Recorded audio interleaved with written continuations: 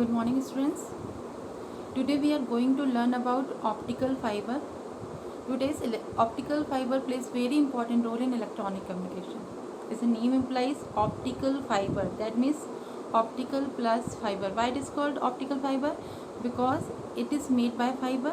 ये फाइबर का बनता है and it deals with the optical signal. That's why it is called optical fiber. Now we come to a topic. What is optical fiber? Optical fiber, it is used in electronic communication. It is very thin as human hair.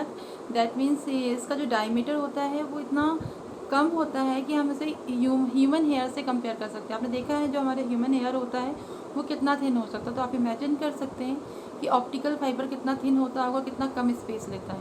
Space कम लेने की वजह से हम इसको easily कहीं पे भी place कर सकते हैं, कहीं पे भी यूज़ कर सकते हैं. इसके अलावा it is made by fibre. क्योंकि फाइबर का बनता है, fibre means it is made by glass और polymer. Different type of polymers और ग्लासेस को यूज़ करके अलग अलग टाइप के ऑप्टिकल फाइबर बनाए जाते हैं. क्योंकि इसमें पॉलीमर्स का यूज़ किया जाता है इसलिए ये बहुत प्रोटेक्टिव होता है. इसमें एटमॉस्फेयर का, वेदर का कोई फ़र्क नहीं पड़ता, इफेक्ट नहीं पड़ता है. आपको जैसे याद हो कि पहले के टाइम पे ज़रा सी बारिश हुई, तूफ़ान आया तो हमारी केबल ब्रेक हो जाती थी, सिग्नल डैमेज हो जाते थे, सिग्नल आने बंद हो जाते थे. तो ये सारी जो प्रॉब्लम्स थी वो ऑप्टिकल फाइबर के आने से ख़त्म हुई है. क्योंकि ऑप्टिकल फाइबर का बना होता है इसलिए बहुत प्रोटेक्टिव होता है. उसमें एटमॉस्फेयर का, मॉइस्चर का, वेदर का कोई इफेक्ट नहीं पड़ता. इसलिए हमारे सिग्नल्स जो है डिस्टर्ब नहीं होते हैं. चाहे बारिश का मौसम हो, चाहे कैसा भी वेदर हो रहा हो, हमारे सिग्नल्स ईजिली ट्रांसमिट हो जाते हैं. ये भी एक वजह है जिसकी वजह से आज की डेट पे इलेक्ट्रॉनिक कम्युनिकेशन में हम ऑप्टिकल फाइबर को ही प्रेफर करते हैं. एक तो स्पेस कम लेता है, जैसे मैंने आपको बताया कि इसका जो डायमीटर है ह्यूमन के डायमीटर के बराबर होता है, तो स्पेस कम लेता है. ऊपर से ये फाइबर का बना होने की वजह से बहुत काफ़ी प्रोटेक्टिव होता है. ये TIR के प्रिंसिपल पे वर्क करता है. TIR means total internal reflection के प्रिंसिपल पे वर्क करता है. दैट मीन्स आपने 12th में टोटल इंटरनल रिफ्लेक्शन के बारे में पढ़ा होगा कि टोटल इंटरनल रिफ्लेक्शन क्या होता है. इसमें लाइट जो है वो इंटरनली रिफ्लेक्ट होती है, बाहर ट्रांसमिट होके नहीं जाती. मतलब सिग्नल का कोई भी लॉस नहीं होता है. ये सारे बेनिफिट्स हैं जिनकी वजह से हम ऑप्टिकल फाइबर को आज की डेट पे इतना प्रेफर कर रहे हैं, हम इतना यूज़ कर रहे हैं. ठीक है बच्चों, ये है स्ट्रक्चर ऑफ ऑप्टिकल फाइबर. मतलब ऑप्टिकल फाइबर दिखता कैसे है. आपने कभी जो केबल वगैरह का इसको कट करके देखा होगा तो आपको ऐसी कुछ स्ट्रक्चर दिखाई देती होगी. ये 3 प्रोटेक्टिव लेयर से बनता है, कोर, क्लैडिंग और बफर कोटिंग.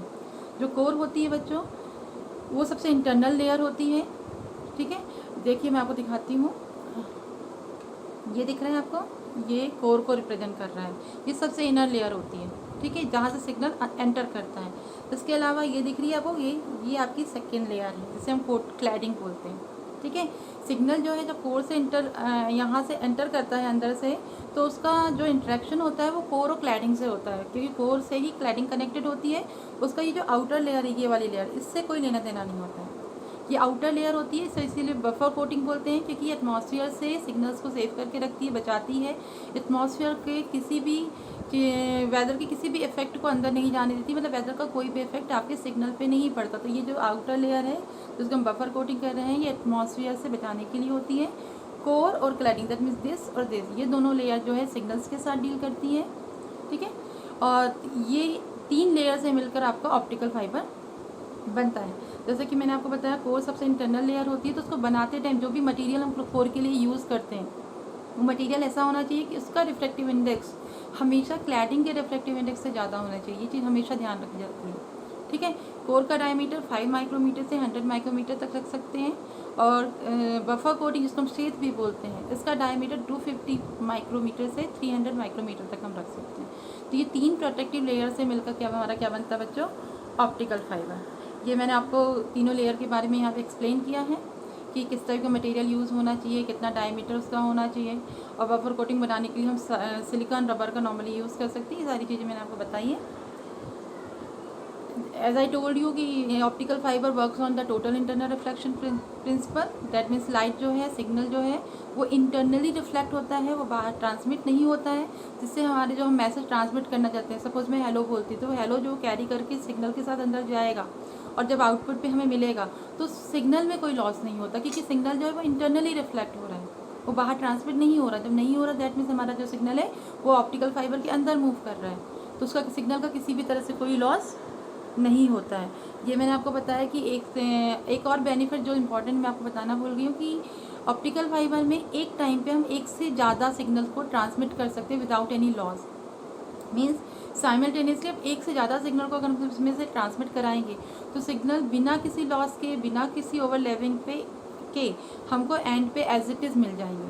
ठीक है, तो हम एक से ज़्यादा सिग्नल को ट्रांसमिट करा सकते हैं। और ये डायग्राम आप देख रहे हैं, ये आपको ये बता रहे हैं कि सिग्नल किस तरह से जिगजैग पाथ को अडॉप्ट करता हो, क्योंकि टोटल इंटरनेट के प्रिंसिपल पे वर्क करता है, तो किस तरह से जिगजैग पाथ लेके ये मूव कर रहा है।